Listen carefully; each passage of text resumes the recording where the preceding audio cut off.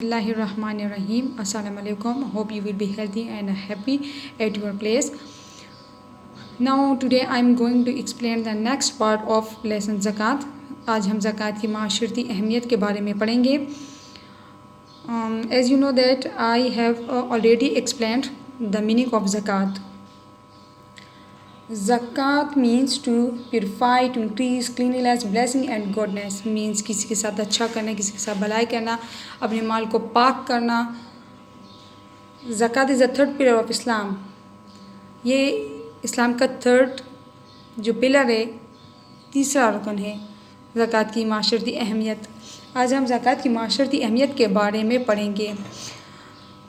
ज़कात एक अहम माली इबादत के साथ साथ एक माशरती इस्लाही अमल भी है, जिससे बहुत सारी बुराइयों का ख़त्म हो जाता है. माशरे में ज़्यादातर जो बुराइयां पैदा होती हैं वो जो हैं तो लोगों में ऊंच नीच की वजह से ही होती हैं.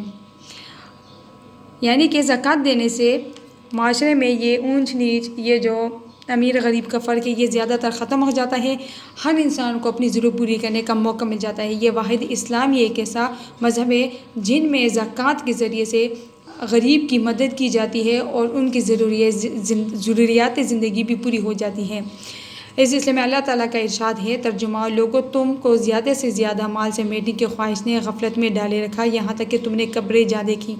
यानी कि अल्लाह ताला उन लोगों को फरमाता है जिनको अल्लाह ताला ने माल दौलत से नवाजा, लेकिन अगर वो ज़्यादा से ज़्यादा माल समेटने की ख्वाहिश में लगे रहें, इस गफलत में, इस बुराई में, वो इस जहालत के इस अंधेरे में रहे कि वो माल जो ज़्यादा से ज़्यादा जमा कर रहे हैं तो वो उनके पास हमेशा रहेगा, ना ज़कात देते हैं ना ही अल्लाह की राह में खर्च करते हैं, यहाँ तक कि तुमने कब्रें जा देखी. इसका मतलब है कि अल्लाह ताला ने आज से पहले लोगों को भी बहुत बड़े बड़े ख़जाने दिए, बहुत सी दौलत, बहुत सी जायदादें दी, लेकिन उनका क्या हुआ?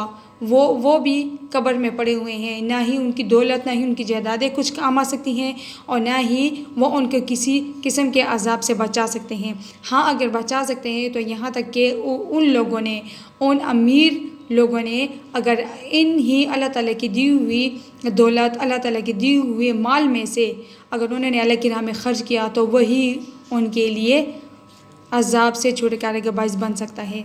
माल दौलत को जमा करना और ज़कात अदा ना करना. तर्जुमा: हर ग़ीबत करने वाले और ताना देने वाले की ख़राबी है. जो माल जमा करता है और इसको गिन गिन के रखता है, शायद वो ये ख्याल रखता है कि इसका माल इसको हमेशा की ज़िंदगी का मौजब बनेगा, मौजब होगा.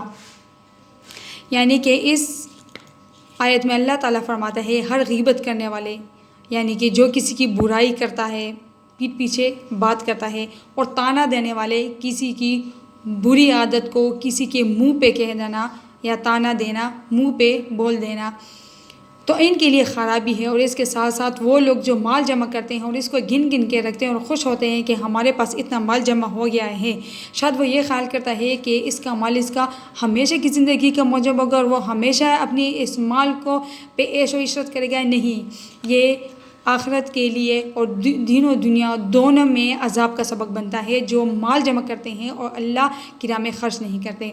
ज़कात की फ़र्ज़ियत से माशरी तनाज़ात का ख़ात्मा.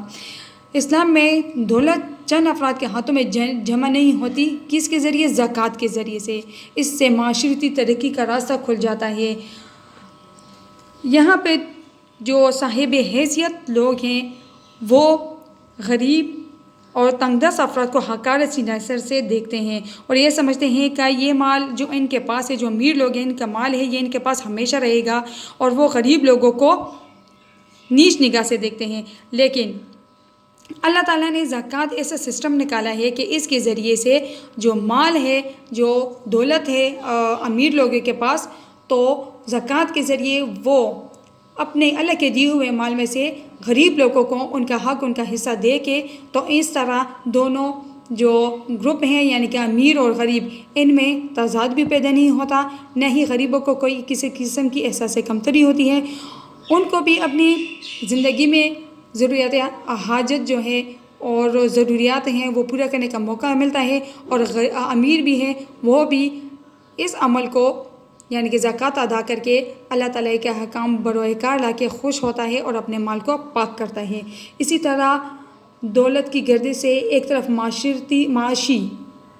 معاشی ترقی کا راستہ کھل جاتا ہے تو دوسری طرف بہت ساری معاشرتی خرابیوں کا خاتمہ ہو جاتا ہے۔ Is it clear? تھینکس، اللہ حافظ۔